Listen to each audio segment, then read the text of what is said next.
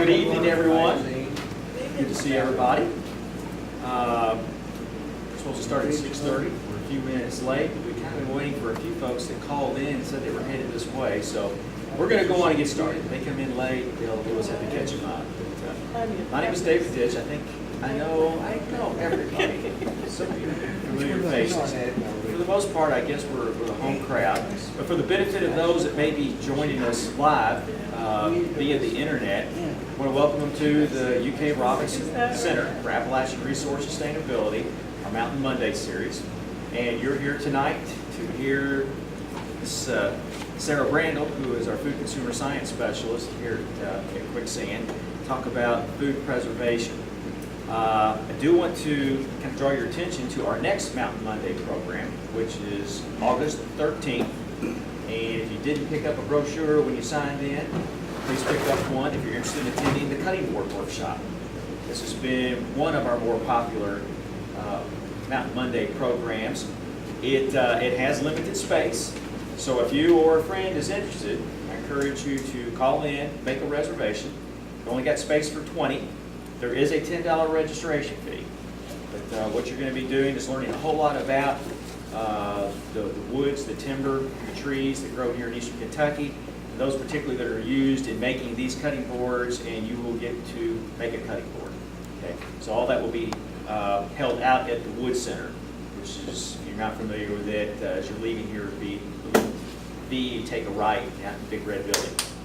So again, promote that to your friends and family. Encourage them to call in and make a reservation as quick as possible. The other thing I want to quickly draw your attention to is put this date on your calendar, September the 22nd. That's a Saturday. Okay, that is our big every other year College of Ag field day here at Quicksand. And we feel like we've got one of our best programs yet lined up. One of the highlights of this year will be the meal itself. The meal is going to be a program and an educational opportunity all in its own. Sarah and another subcommittee have been working for about 6 or 7 months now. This will be a big tent set up where you have the opportunity to taste test about 16, 17, 20 different food items that we promote, support, along with our county extension offices, things that are very familiar we can grow and do and make here in eastern Kentucky. So please put that on your calendar and join us September 22nd.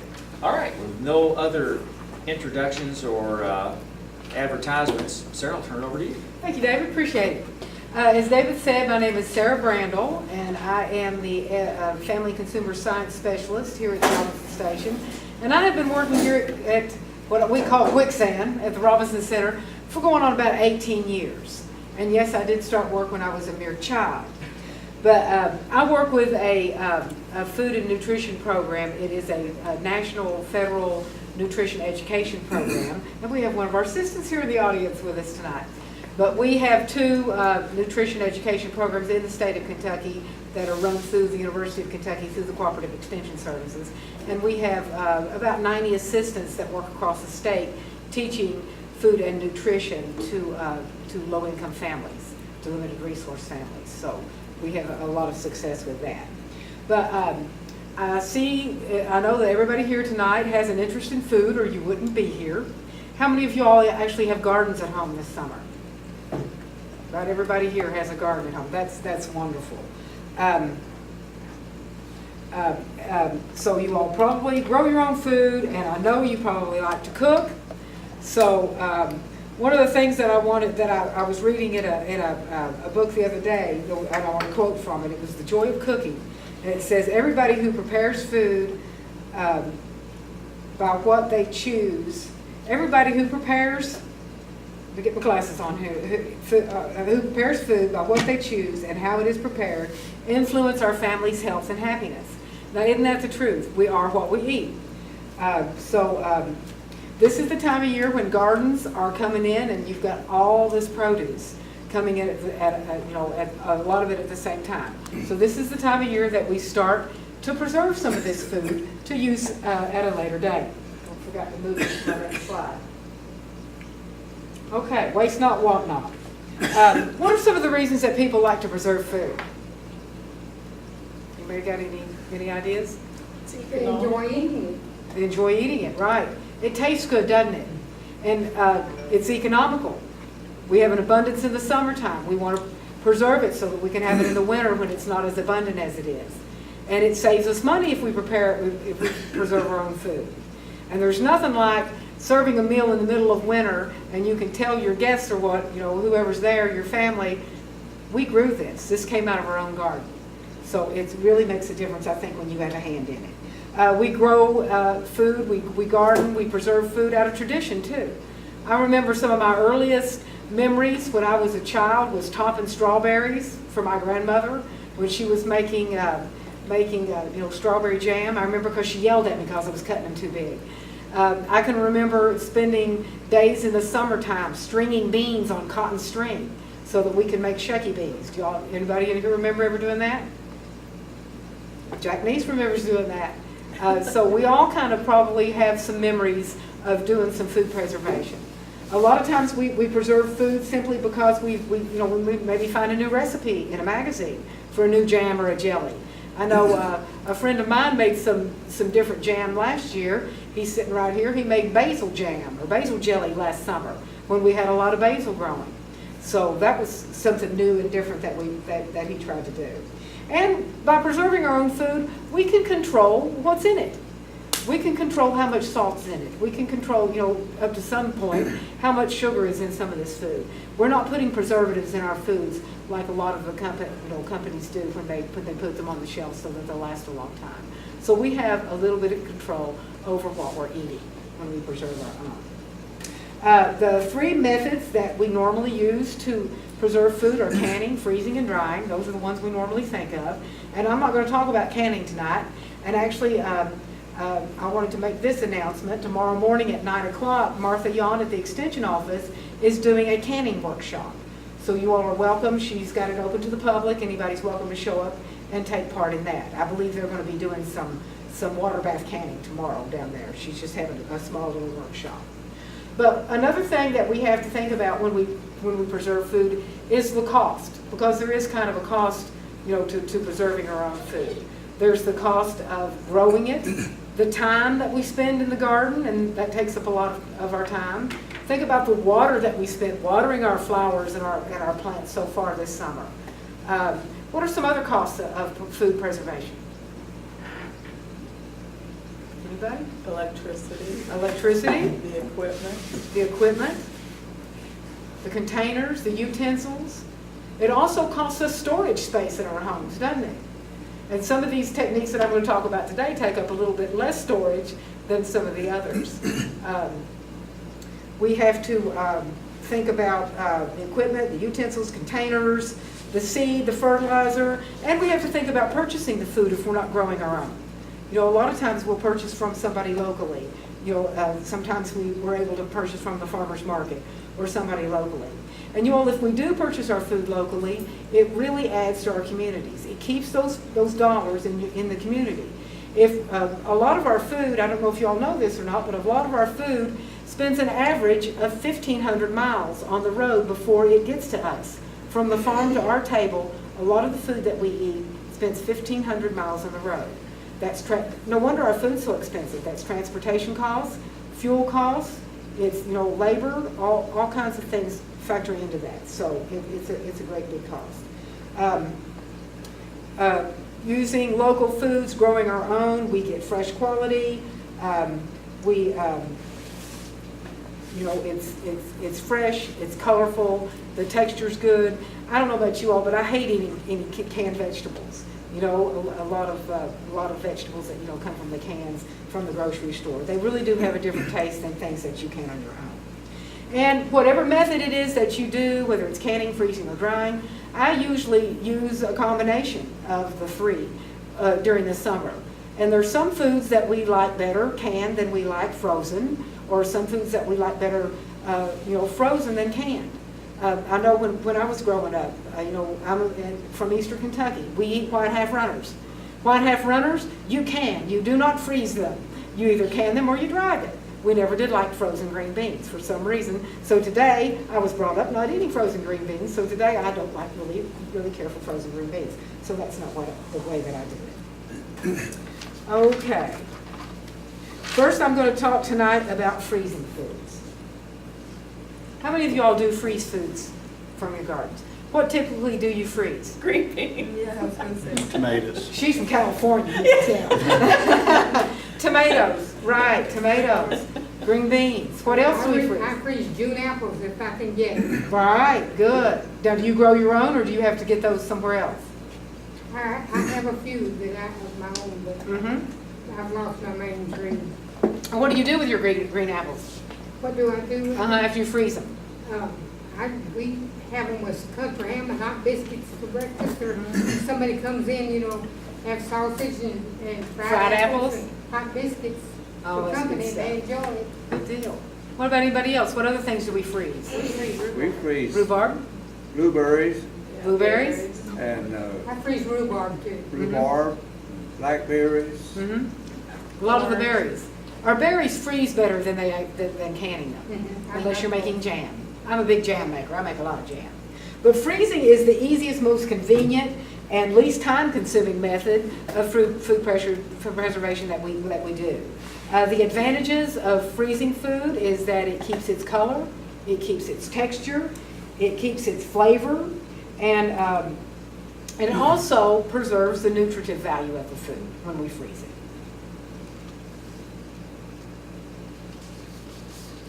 Why do we freeze foods? Freezing at 0 degrees preserves our food for extended periods of time because it prevents the growth of microorganisms, such as bacteria, yeast, and molds.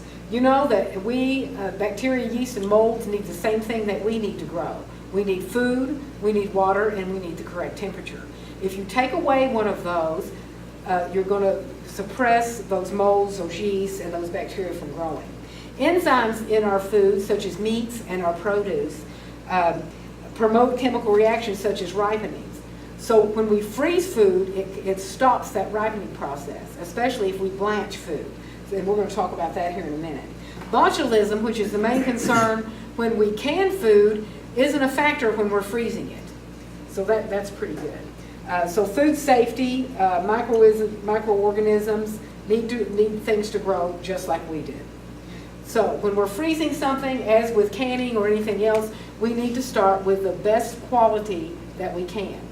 It's best to start freezing foods and preserving foods within like 2 hours of when they're picked. I know a friend of mine told me one time that when their family does corn, it comes from the garden to the backyard where it's shut to the kitchen where it's frozen, blanched and frozen. You know, it's an immediate thing. We don't want that food to sit around. The longer it sits, the more it deteriorates. And you all, when you put something in the freezer, it's not going to get any better when you take it out than it was when you put it in there. So you need to keep that in mind. So we always need to start with a quality.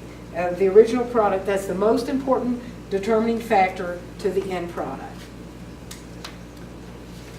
Okay, some hints for freezing. We need to cool the ingredients before we put them in the freezer. If we put those hot ingredients in the freezer, what does that do? It raises our temperature in that freezer. We need to allow extra space at the top when packing. We're going to talk a little bit more about head space here in a minute. We need to pack foods close together with little air as possible in that container that we're putting it in. We need to seal our containers well, and we need to label them and date them and tell how much is in each package. Have you all ever gotten into the freezer and found something that you didn't know what it was? We've all done that, haven't we? So we need to keep that in mind. So we need to make sure that we freeze things on a single layer. What I do when I freeze like berries or like I do a lot of pumpkin because I make a lot of pumpkin pies, cushaw, things like that. I will take my bags of frozen food, put them in a bag, whatever it's pureed or berries or whatever, put them in there, and I lay them singly on a cookie sheet, put them in the freezer, and then freeze them. So what you've got in the end is a little packet that's very thin, and they all stack really neat into your freezer. Now berries are a different story. Berries, if you want loose berries like blueberries or strawberries, it's best to just take them, wash them, pat them dry, put them on a cookie sheet or a tray in a single layer, and then freeze them that way. Then you can put them into freezer bags and put them in the freezer. And that way you don't have a big clump of berries. Unless you're planning on making a pie or something like that out of them, if you want individual berries, then you can, if you do them on a single layer individually like that, then you can pull out a bag of blueberries. You could pour out a half a cup if you're making blueberry muffins. They don't come out in a huge clump. They're like peas when you pour them out of a bag. They come out really neat and individual little berries. Okay. Freezer burn. Freezer burn occurs when things aren't wrapped properly. Have you all ever found a steak or a roast at the bottom of your freezer that's been freezer burned? And you all that food, you can still eat it. It's not going to hurt you, but it's not going to taste very good. And so we need to make sure that we're properly wrapping things when we put them in the freezer. If we spend $7 on a steak and we freezer burn it, we've wasted $7. We've wasted more than that because we've used electricity to keep that cold. So we need to make sure that we're careful of that. Okay, so packaging and storing. Pack food tightly in a container, leaving as much air as possible. We need to leave some headspace because what happens when food freezes? It expands. So we need to leave a ½ inch to an inch of headspace in our containers. We need to label with the name of the product, date and weight, we talked about that. And we need to keep a record of what's in our freezer.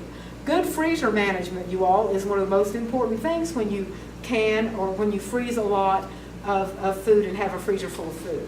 If you put in 10 bags of frozen corn, my grandmother always kept like a little list on the inside of her freezer, just on notebook paper. You know, if she had 10 quarts of frozen corn, she wrote 10 quarts of frozen corn on her little list. When it came time to cook some of that corn, if she pulled out a quart, she marked out that 10 and put a 9. So she knew that she had 9 more quarts of corn to use before the end of the season. And you all, when we freeze food, we want to make sure that we're only freezing what we're going to use. There's no point in putting a bunch of food in the freezer if you're not going to use it. So we need to make sure that we're using good freezer management. And we need to make sure that we're only freezing about as much as we'll use within a year. Because what's going to happen next year? We're going to have those same tomatoes. We're going to have the same corn. We're going to have the same things that we're going to want to put back in that freezer. Carol was mentioning earlier that he freezes tomatoes. Well, I didn't last year, I'm ashamed of myself, but we usually, both of us freeze, he grows them, I help freeze them. We freeze those tomatoes. Well, when it comes time to put the next year's tomatoes in, I pull out what I haven't used from the year before and make a big pot of tomato sauce. And I'm going to make spaghetti or something out of that. So I try to cook down all the tomatoes so I've got room in my tiny little freezer for what's coming on for the next year. So we need to make sure that we're doing that. And you all don't use your freezer for a storage container for garbage. I'm one of these people that don't like frozen bread. Once I freeze it, to me, that's a storage unit for garbage because later on I'm going to take it out and I'm going to throw it away. Don't put things in your freezer that you know you're not going to use. It just makes good sense not to do that. You know, people say, well, you'll make toast out of it. Well, no, I won't. I'm not going to use it. So, like I said before, food will keep indefinitely, but it will deteriorate. Good freezer containers. They make special containers for freezing, and you can buy these at the grocery store or Walmart or any of the, a lot of different stores carry freezer containers. You all have probably seen these before. These are made for the freezer. They have a little place on the top of them where you could write the date or the contents, whatever on there, whatever you've got in there. Some other different containers that you can get. This is made by Rubbermaid. They have all different kinds of containers that you can buy at the stores. And on the bottom of them, they'll have some little symbols. And this one says that it's microwave safe, but it's also freezer safe. And you can use it, it's good for using the freezer. What about these kinds of containers that are meats and things come in? Can we freeze in these? Actually, you can freeze in these, but it's for short term. If you're going to freeze something in one of these little containers that's not meant to be frozen, things to be frozen in, you need to use it within 2 weeks to a month. Like I'll put hot dog sauce in it if I know I'm going to be using it in a couple of weekends. You can freeze for short term in these containers. But for anything long term, you need to have something a little bit more substantial.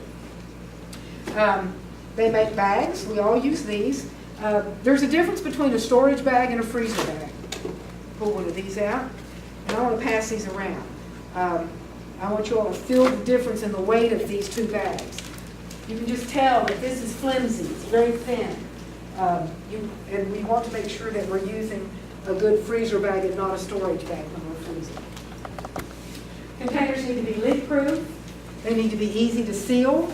You know, they do that commercial with these where they pull them full of chili, you know, and then shake them, show that they're leak-proof. These are little containers that people can buy now to put jams in. Y'all ever made freezer jam? Strawberry freezer jam, that's real quick and easy to make. These are nice little containers for, you know, for small jams, small jellies, things like that. And they do make larger freezer bags. So we need to make sure that we're using the correct bags.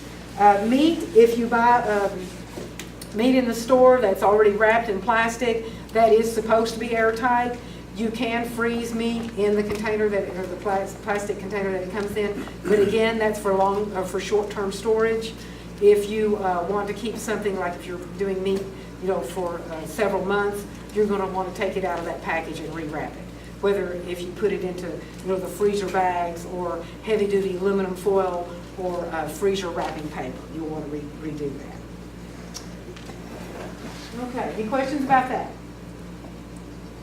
Okay, let's talk about freezing fruit.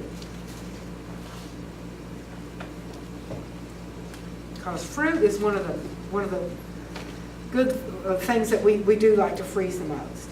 Anytime you're starting anything like freezing or drying or canning, you want to make sure that you've got all your materials that you need handy.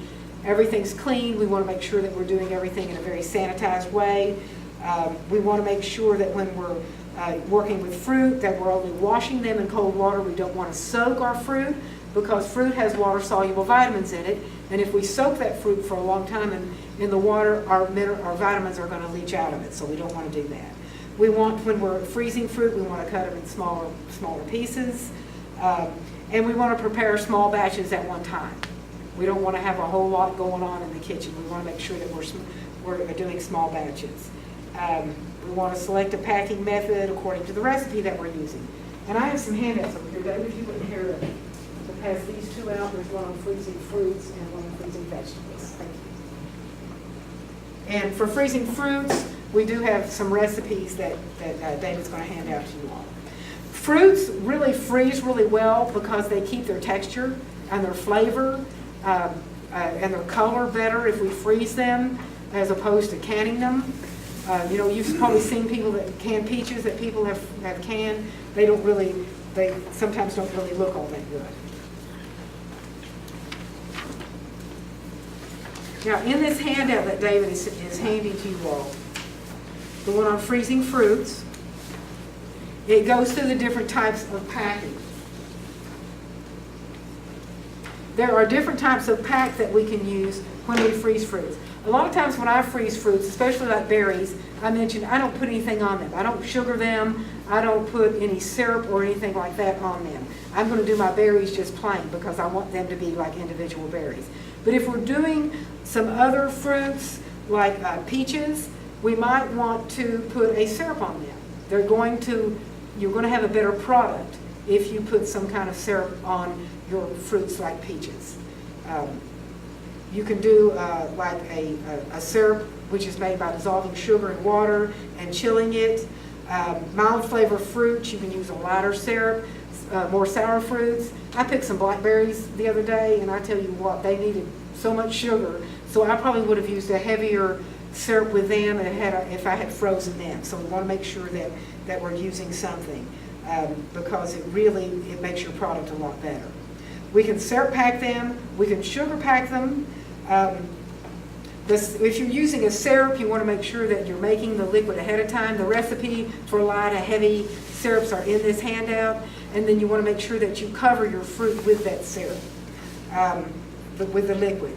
And also, instead of using sugar, you can use corn syrup and honey in place of sugar for some of these recipes if you'd like to do that. A sugar pack with fruit is when you just like take strawberries and put just sugar on them. And it depends on how much, how you're going to pack your fruit as to what you're going to use it for.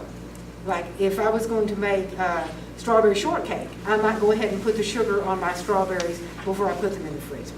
But if I'm going to pull those strawberries out and use them, like say in a fruit salad or something, I'm not going to put any sugar on them to begin with.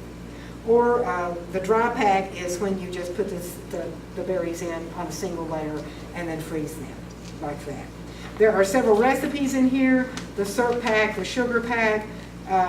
You know, a lot of times we're putting things in the freezer for people that have diabetes, so we're not going to want to put any sugar on them. And you don't have to. I'm just telling you that, you know, to do the sugar pack or the syrup, your product's going to have more color, and it's going to just be a better product in the end. It's just going to look better and taste better because it's got the sugar on it. Another thing that we do with fruit is, you know, fruit has something we call enzymatic browning. And that's things like peaches and apples and bananas. They tend to darken when we cut them. And I've got some example right here of apples that I put in the dehydrator today. The ones on the top, I did not put anything on. These I did. I put fruit fresh on them. And you can tell the difference in the color because they're the ones that have the fruit fresh on them look a little bit whiter than the ones that don't. They've retained the color a little bit longer. I also have a couple of jars down here of some fruit that I dried last year, and these are apples, and I didn't put anything on these at all.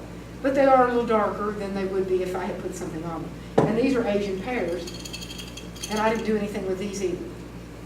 But it does help if you put something on them. You can use lemon juice, you can use a store-bought ascorbic acid, which is vitamin C, and this is the one that they sell at our store, Baked by Ball, and you put like a half a teaspoon. I sprinkled a half a teaspoon on 1 cup of fruit, and it really helps it retain its color.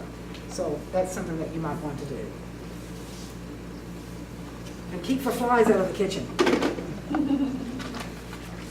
And you can also use lemon juice, you can also use salt, orange juice, anything that has a high citric acid you can use to help stop the discoloration of the fruit. Pineapple juice. Huh? Pineapple juice. Pineapple juice works. I've even used, like if I'm doing a fruit tray for a party, I've even used 7-Up. That even works too. But you know, if you do put lemon juice on your apples or your bananas, it does, you know, you're going to taste it. But with the ascorbic acid, you won't taste anything. And I can't even remember how much this costs, but it's not very expensive. And you get quite a bit in the container. Okay, so we want to make sure that we've got all of our equipment out. We want to make sure that we're checking our recipe. And then we're ready to do, you know, to put some things in the freezer. So, does anybody got any questions on freezing fruit? Okay, I'm going to move on to vegetables. Same thing with vegetables. We want to make sure that we've got good quality before we start. We want to make sure that they're peak of freshness. We want to make sure that we wash them in cold water again. Fruits and vegetables have about the same kinds of vitamins in them. They both have vitamin A and vitamin C, which are water soluble. We don't want to soak them. We want to cut or sort vegetables to the same size for heating and packing. Now, vegetables are something that we do need to blanch. Now, what I mean by blanching is that we're going to heat our fruit, our vegetables, before we put them in to freeze them. I had a secretary one time told me, she said, we put all of our corn in the freezer, we didn't blanch it, we didn't do any of that stuff. She said, 3 months later, it tasted just as good as it did when we put it in. I said, well, yeah, it probably did. But 12 months later, I bet it didn't, you know, because the longer the vegetables sit in there, in the freezer, blanching stops those enzymes from them continuing to ripen. Just because something is put in the freezer doesn't mean that it's going to stop ripening.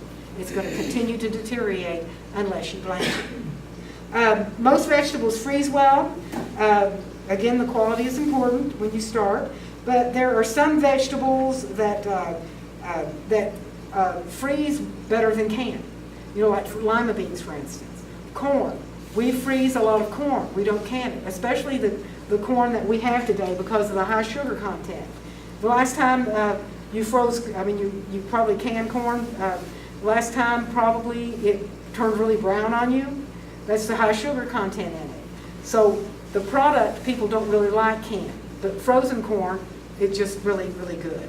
So there are some, depending on what you're doing, the method of preservation really makes a difference in whether you're canning, freezing, or drying. Vegetables, all vegetables must be blanched except for peppers, green peppers, hot peppers. And when I freeze peppers, I take them from the garden, I wash them, I dry them. Some people clean them. This is what I do. I take them, I put them in bags, I label them hot or mild. I get all the air out, date them, label them, throw them in the freezer. Just like that. You can take these out, lay them on the counter, or take one out at a time, lay them on the counter, let them thaw, chop them up for chili, spaghetti sauce, whatever. They're really, really good. You don't even have to cut them up and take the seeds out. Now, if you're doing bell peppers, you might want to cut them up into strips because they're bigger, they take a lot of space in the freezer. So these are ready to go in the freezer. Wasn't that easy? Simple and easy. Okay. And when we're blanching vegetables, the vegetable handout that you have there has a little I like green peppers in my slaw. If you freeze the green pepper and could you still use it? yeah, in- you it could. wouldn't It's going to be a too- little softer. Wouldn't but- be too mushy. I wouldn't think so. It depends on how much you use. If you just use, like when I make slaw, or like I put it in my tuna salad too. I like just maybe a tablespoon, so you're not really putting all that much. So I don't think it would be noticeable, not in slaw. But there is a blanching recommended times on here, and what we do when we blanch something, like if I was going to blanch these ears of corn, I would take them and I would put them into, this is a blanching container. You can just use a large kettle. You could throw the ears of corn in the large kettle. This just makes it easy for fruits and for vegetables. And you put them in there, you can lift them out of the water and then submerge them in cold water. But you would just fill this with your corn. And then for this size ear, how much time does it say that I should blanch it? I'm on the yolk. It says for me, what is this? This is a large ear. That's Would you a say? large one, yeah. So I'm going to blanch this for about 11 minutes. So that means I'm going to submerge these ears in boiling water for 11 minutes. When I take them out of the boiling water, I'm going to lift them out, whether I use tongs out of the big container or if I use this, and then I'm going to immediately submerge them in ice cold water. You need a lot of ice when you're doing corn because you're going to leave that in that water for 11 minutes as well. So, however many minutes it tells you to blanch it, you're going to cool it the same amount of time. Would the corn be fully cooked by 11 minutes? It probably would. I mean, What's What's the use of freezing it then if you're going to eat it? well, we freeze things because we have an abundance and we want to eat it later. That's true. Usually, I don't know, my mother used to boil corn for 20 minutes. I don't do that anymore. I boil it for about 15 minutes. 10, 15 minutes, depending on the size of the ear. But yeah, we do need to blanch it. It'll just last longer.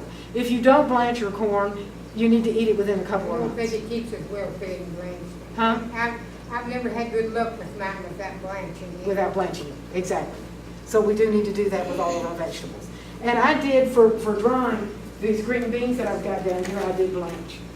And they look so different than the ones we did when I was a child because they really have their green color. So we do blanch when we dry things as well. We just want to stop that process. Okay. Now, if we're going to cut this corn off the ear, we have a different blanching time. And I want to show you all a different technique to cutting corn off. You all may have seen this before, but instead of just using a tray and cutting it off, we use a little bump pan. Isn't that handy? And this is one of the best tools you can have in your kitchen, is a good chef's knife. And if you purchase a really good chef's knife, this is not top of the line by any means, but this knife will last me several years. Well, it should last more than that.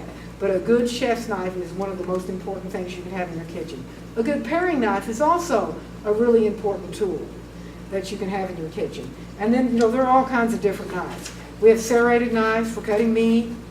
Tomatoes, I like a serrated knife for cutting tomatoes. A paring knife, I don't know any woman probably in here or man that doesn't have a good paring knife, right, David? But if we're going to cut corn off the cob, this is just one real quick, easy way to do it. You've cut it off, you've got it in the bowl, then all you have to do is dump it instead of making a mess all over the kitchen. So you can just take it, cut it right down, right like this. And then, of course, you know you want to scrape that to get that good milk out of there because you're probably going to be frying this corn. And there's nothing better than a pan full of fried corn. But this is just a little easy way just to keep it from going all over the kitchen. You can use a Angel Food pan. On the time, corn whole kernel, Mhm. 4 minutes. So that's assuming you're taking it off the cob before you Yes. cook it? Yes. Okay. I normally cook it first on the cob and then while they're And then cut it still- off? Do you, And after I cool them, then I cut it off. okay, same thing. Or would I just do the whole ear for 4 minutes? I don't know, If I'm Wendy. planning to cut it off, or would I cook it a little longer? I don't know. That's a good question. I I'll don't find know out and what get I've back done to in the you. past, I will find out and get back to you on that. time-wise. Okay. And it, you know, you all know it takes about 12 ears to make a good pan of corn. So that's one ear. Okay. Any questions? All right. Okay. And always make sure that you're leaving head space when you're freezing. Okay. Blanching slows or stops vegetables from ripening. It helps preserve the flavor, the color, and nutritional value. It's usually done in boiling water. There is some instructions in here on how to steam, but we usually just use boiling water. And heating times vary with the type of vegetable, so you need to really follow a recipe. And we do have, all of these recipes that we have are from USDA. And if you all need any other information on canning, freezing, or drying,